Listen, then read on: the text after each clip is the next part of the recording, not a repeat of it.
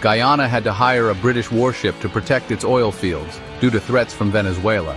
Could something similar happen to Jamaica? Sometimes there are criminal elements from Columbia and Haiti that operate in or near Jamaican waters. We have seen how this resulted in the assassination of the Haitian President a few years ago. Could Jamaican waters become an attractive place for criminal activities and exploitations if oil is found in Jamaican waters?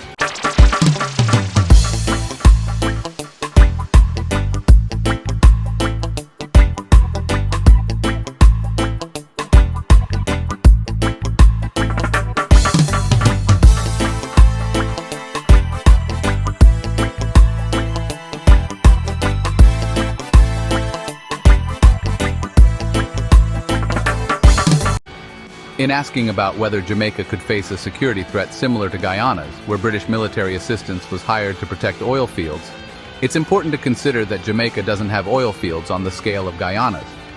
But there is still the question of external threats. I'll consider if there's any context where Jamaica might need foreign military support. Guyana's situation is tied to its proximity to Venezuela and the territorial disputes over oil production there.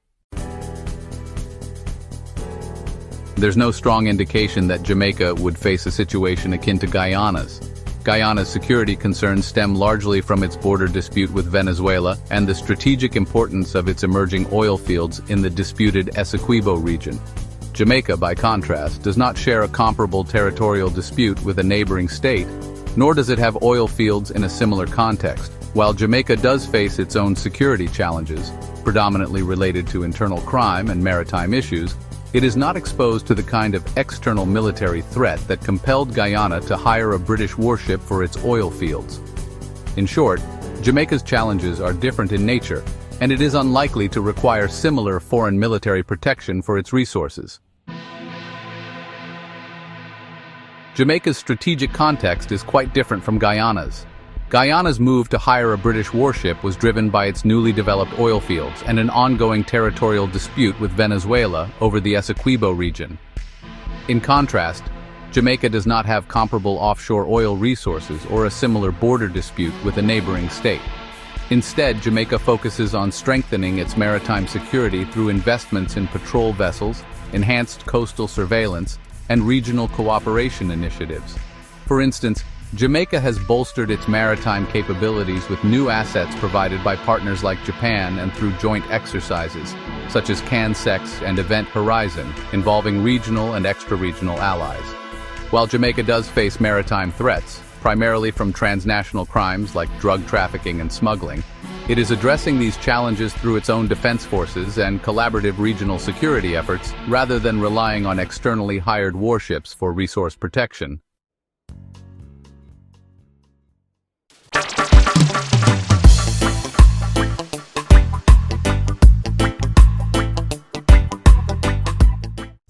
Your view aligns with many analyses that argue for prioritizing immediate financial and security support to address Jamaica's pressing issues. With rising crime rates and economic challenges, evident in recent reports of high murder rates and fiscal contraction, the government and its partners are focusing on measures such as debt restructuring, fiscal consolidation, and increased investment in infrastructure and law enforcement to stabilize the economy and improve public safety. In this context, accepting favorable loan terms, for example from the UK, to fund critical projects may provide the necessary relief to restore confidence and create a foundation for long-term growth. Many policymakers suggest that these immediate interventions are essential, and that pursuing constitutional changes regarding Republican status can be addressed later when the economic situation is more stable. How will becoming a republic affect Jamaica cruise ship industry? Barbados tourism fell from about 1.3 million to 900,000 about the same time they were becoming a republic. Were the two things related, and could the same happen to Jamaica as well? Data from Barbados indicates that the tourism decline between 2018 and 2019 likely had little to do with its later move to become a republic. In fact, Barbados officially transitioned to a republic only in 2021, well after the tourism drop occurred. Analysts generally point to other factors, such as shifts in global travel patterns, regional competitiveness, and possibly economic fluctuations. as more plausible causes for the decline in visitor numbers during that period. For Jamaica, the situation would be similar. If Jamaica were to become a republic, the change itself is primarily symbolic and tied to national sovereignty rather than factors that typically drive tourism. As long as Jamaica maintains strong security, good infrastructure, and a stable economic environment, a constitutional shift is unlikely to directly affect tourist arrivals.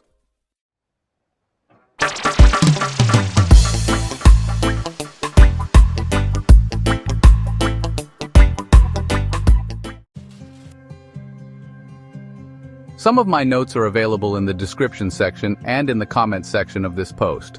Feel free to take part in this discussion on how to develop Jamaica.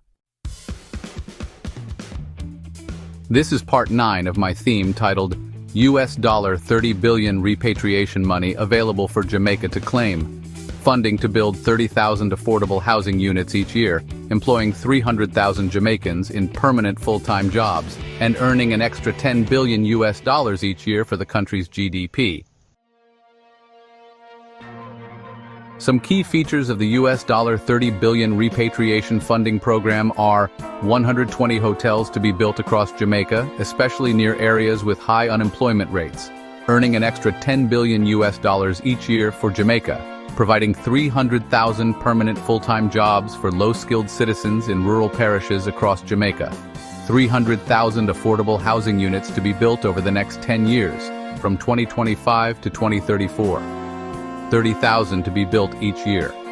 Franchises for the 120 large all-inclusive hotels will be given to foreign direct investment over the next 1 to 5 years, from 2025 to 2029. Each hotel costing approximately $250 million to build, totaling $30 billion, all paid for by the foreign direct investment's repatriation money coming back to Jamaica. Hope you have enjoyed part 9 of my current series. Look out for part 10. Thanks for watching this video. To support this channel, please click on the subscribe button. Share this video in your WhatsApp groups and send it to all your friends, as we try to demonstrate how the tourism industry can transform lives in Jamaica. Remember to let us know what you think about this video by leaving your comments below. God bless you, God bless the Jamaican Parliament, and God bless Jamaica. Until my next video, peace and love.